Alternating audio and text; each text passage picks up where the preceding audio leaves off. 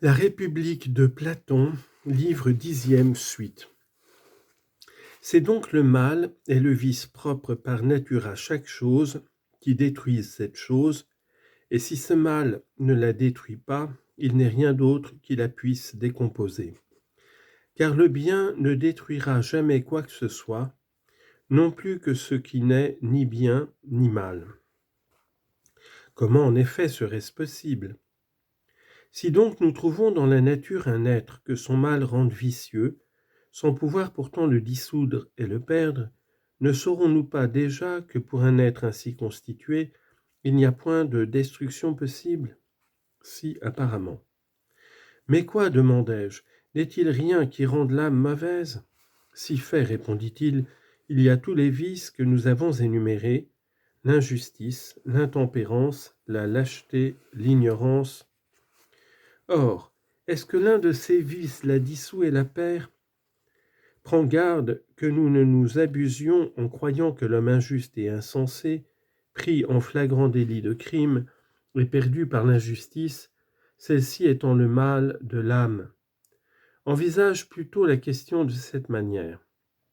La maladie, qui est le vice du corps, le mine et le détruit, et le réduit à n'être plus un corps. Et toutes les choses dont nous parlions il n'y a qu'un instant, du fait de leur vice propre, qui s'établit à demeure en elles et les détruit, aboutissent à l'anéantissement, n'est-ce pas ? Oui. Eh bien, considère l'âme de la même manière. Est-il vrai que l'injustice ou quelque autre vice, en s'établissant en elle à demeure, la corrompt et la flétrisse, jusqu'à la conduire à la mort et à la séparer du corps ? Nullement.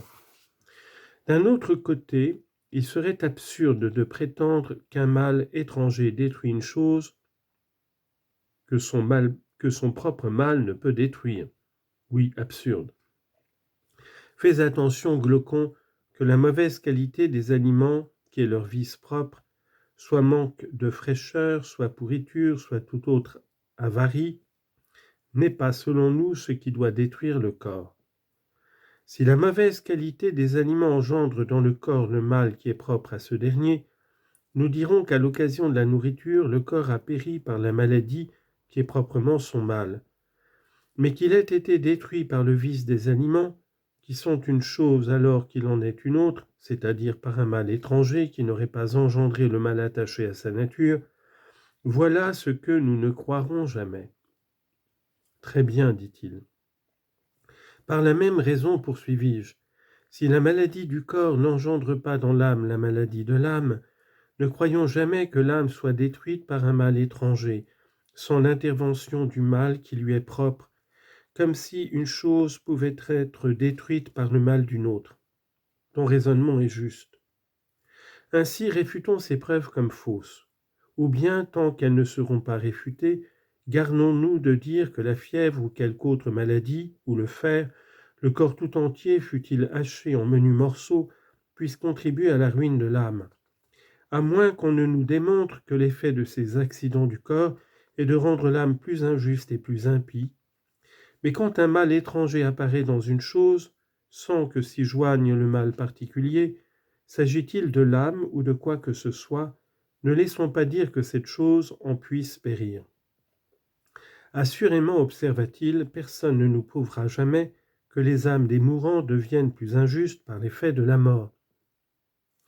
Et si quelqu'un, repris-je, osait combattre notre raisonnement et prétendre, afin de ne pas être forcé de reconnaître l'immortalité de l'âme, que le mourant devient plus méchant et plus injuste, nous conclurions que s'il dit vrai, l'injustice est mortelle comme la maladie pour l'homme qui la porte en lui, et que c'est de ce mal meurtrier par nature que meurent ceux qui le reçoivent, les plus injustes plus tôt, les moins injustes plus tard, alors qu'en fait la cause de la mort des méchants est le châtiment qu'on leur inflige pour leur injustice. Par Zeus, s'écria-t-il, l'injustice n'apparaîtrait pas comme une chose si terrible si elle était mortelle pour celui qui la reçoit en lui, car ce serait une délivrance du mal. Je crois plutôt qu'on trouvera tout au contraire qu'elle tue les autres, autant qu'il est en son pouvoir, mais dote de beaucoup de vitalité et de vigilance l'homme qui la porte en lui, tant elle est éloignée d'être une cause de mort. Tu dis bien, car si la perversité propre de l'âme, si son propre mal ne la peut tuer ni détruire, un mal destiné à la destruction d'une chose différente mettra beau temps à détruire l'âme ou tout autre objet que celui auquel il est attaché. Oui, il mettra beau temps, ce semble. Mais quand il n'est pas un seul mal propre ou étranger qui puisse détruire une chose, il est évident que cette chose doit exister toujours, et si elle existe toujours, elle est immortelle. Nécessairement, dit-il. Tenons donc cela pour acquis.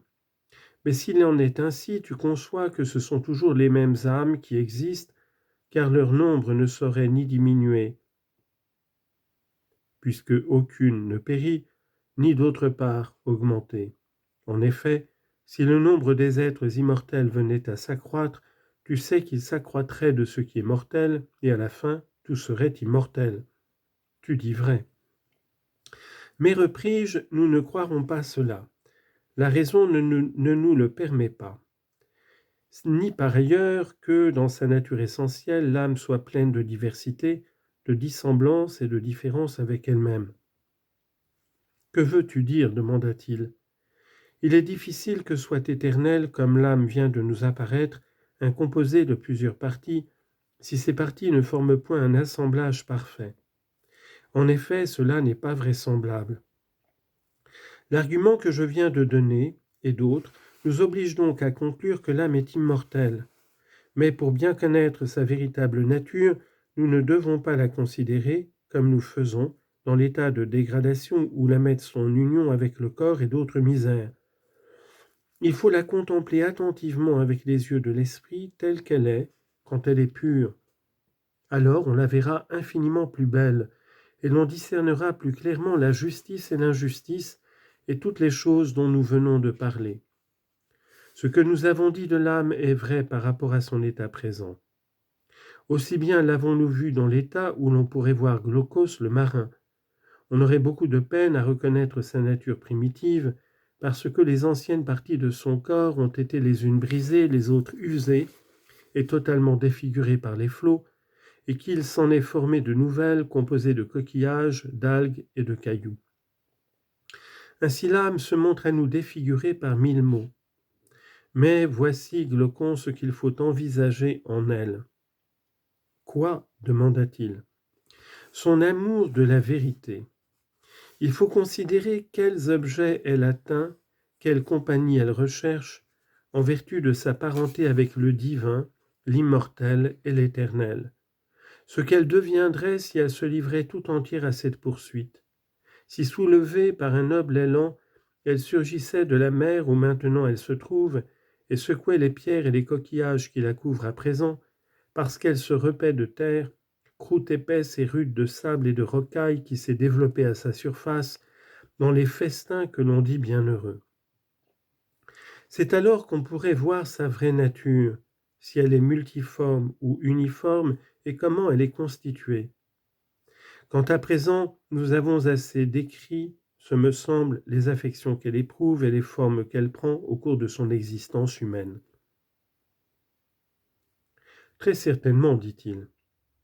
Or, repris-je, n'avons-nous pas écarté de la discussion toute considération étrangère, évitant de louer la justice pour les récompenses ou la réputation qu'elle procure, comme ont fait, disiez-vous, Hésiode et Homère? Et n'avons-nous pas découvert quel est le bien suprême de l'âme considérée en elle-même, et que celle-ci doit accomplir ce qui est juste, qu'elle possède ou non l'anneau de Gygès, et en plus d'un pareil anneau, le casque d'Hadès? C'est très vrai, répondit-il.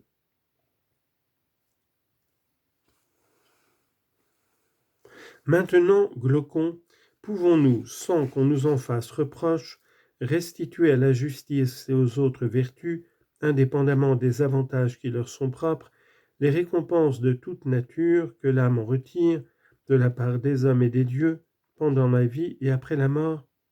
Très certainement, dit-il. Alors, me rendrez-vous ce que je vous ai prêté dans la discussion? Quoi précisément? Je vous ai accordé que le juste pouvait passer pour méchant et le méchant pour juste. Vous demandiez en effet, quand bien même il serait impossible de tromper en cela les dieux et les hommes, on vous l'accorda cependant, afin que la pure justice fût jugée par rapport à la pure injustice. Ne t'en souviens-tu pas? J'aurais tort, certes, de ne pas m'en souvenir. Eh bien, puisqu'elles ont été jugées, je demande de nouveau au nom de la justice que la réputation dont elle jouit auprès des dieux et des hommes lui soit reconnue par nous, afin qu'elle remporte aussi les prix qu'elle tient de l'apparence et qu'elle donne à ses partisans, car nous avons montré qu'elle dispense les biens qui viennent de la réalité et qu'elle ne trompe point ceux qui la reçoivent réellement dans leur âme. Tu ne demandes rien que de juste. Vous allez donc en premier lieu me rendre ce point, que les dieux du moins ne se méprennent pas sur ce que sont le juste et l'injuste. Nous te le rendons, dit-il,